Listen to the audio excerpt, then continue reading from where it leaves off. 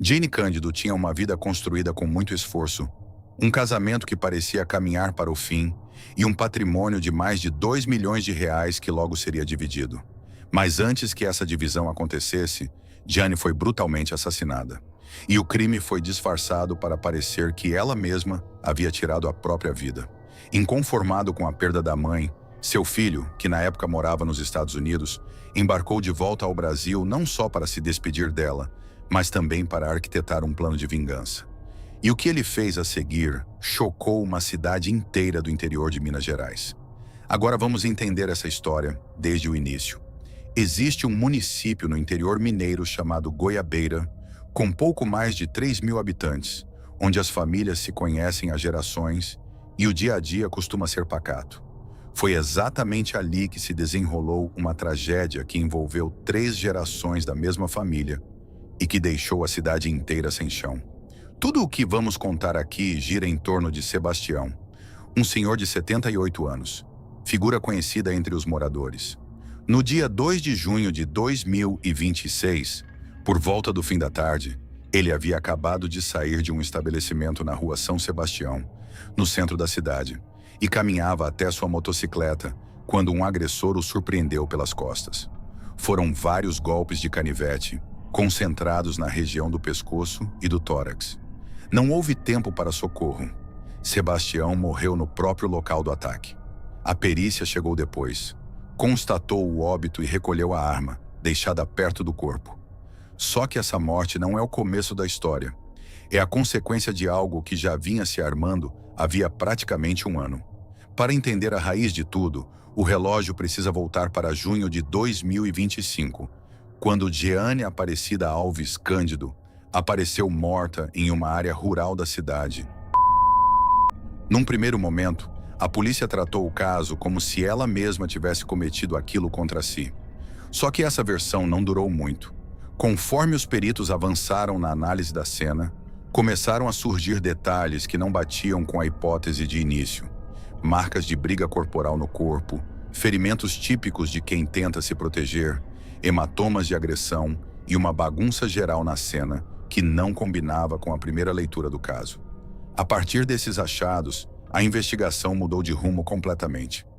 O que parecia um ato isolado da vítima passou a ser tratado como um assassinato arquitetado propositalmente para parecer outra coisa.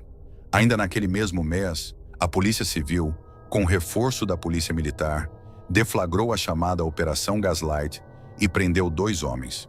Um deles era Fernando Ferreira Cândido, 48 anos, que não por acaso era o ex-marido de Jane. O segundo detido, um homem de 63 anos cuja identidade nunca veio a público, seria o braço executor. Foi ele quem, segundo a apuração, comprou a corda, foi até a vítima, cometeu o crime e depois arrumou tudo para simular que fora obra dela mesma. Esse executor teria tentado envolver mais gente no esquema, oferecendo 5 mil reais a terceiros para que participassem. Só que ninguém topou, e ele acabou executando o plano sozinho. Jeane não facilitou, lutou pela própria vida, e foi essa resistência que deixou tantas evidências físicas na cena. E qual seria o motivo por trás de tudo isso? Segundo a apuração policial, dinheiro. Jeane e Fernando estavam separando desde maio de 2025, num processo longe de ser tranquilo. Juntos, o casal tinha acumulado um patrimônio que passava dos 2 milhões de reais, quantia que, com a separação formal, teria que ser repartida meio a meio. Fernando, pelo visto, não se conformava em perder metade disso. Ele queria o total, sem divisão nenhuma. E a morte de Jeane resolveria exatamente esse problema para ele, já que sem ela, tudo ficaria em suas mãos. É por isso que os investigadores apontam Fernando como o mandante e o homem de 63 anos como quem executou o crime na prática. Não se sabe quanto Fernando pagou ao executor, mas se ele chegou a oferecer 5 mil reais a terceiros que recusaram participar, é razoável supor que tenha embolsado bem mais que isso do mandante.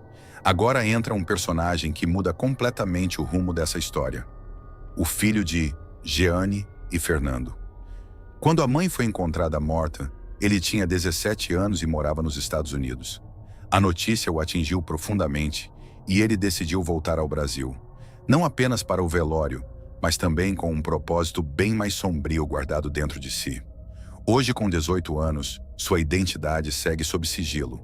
Consta que ele chegou a tempo do sepultamento da mãe e que foi justamente ali, diante do caixão, que fez a si mesmo uma promessa de vingança. E é neste ponto que as duas mortes se conectam. Sebastião, o idoso assassinado no centro de Goiabeira, era pai de Fernando. Portanto, avô paterno do rapaz que tinha voltado dos Estados Unidos.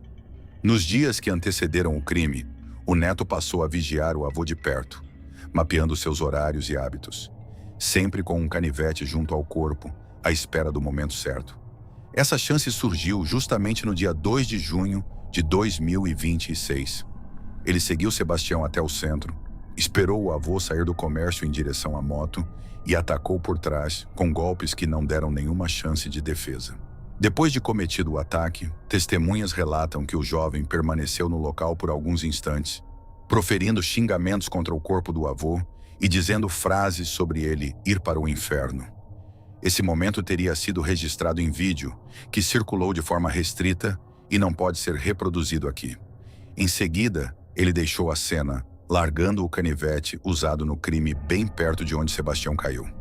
Minutos depois, uma viatura da polícia militar que já estava a caminho por causa do chamado, encontrou o suspeito escondido dentro de uma obra em construção, nas proximidades do local do crime. Ele estava com sangue nas mãos, nas roupas e até nos pés, e não resistiu à abordagem. Pelo contrário, assumiu o crime na hora, sem qualquer tentativa de negar, contando aos policiais que tinha agido movido por vingança, convencido de que o avô paterno estivera de alguma forma ligado à morte da mãe. Chegou a afirmar que valeu a pena ter feito o que fez. Uma sequência de crimes dentro da mesma família como essa deixou Goiabeira em estado de choque. Afinal, numa cidade pequena, onde praticamente todos se conhecem, esse tipo de notícia se espalha rápido e mexe com todo mundo.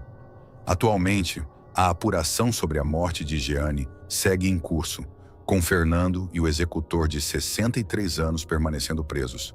Já o neto, que confessou ter matado o próprio avô, também continua detido, aguardando os próximos passos da justiça.